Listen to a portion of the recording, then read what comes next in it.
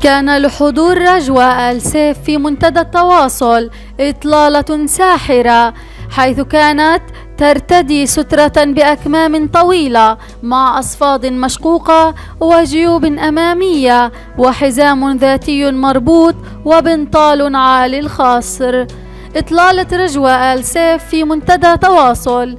رجوى التي كانت موجودة بين الحضور لم تفارق الابتسامة وجهها لدى حديث ولي العهد عنها. سرقت الأضواء بإطلالة ببدلة بسيطة باللون الوردي من زارا، ولم تفارق الابتسامة وجهها حينما كان ولي العهد يتحدث عنها وعن لقائهم لأول مرة، حيث أشار ولي العهد أن العرس قرب والحمد لله مرتاحين ومتحمسين ونتمنى السعادة والفرح للجميع.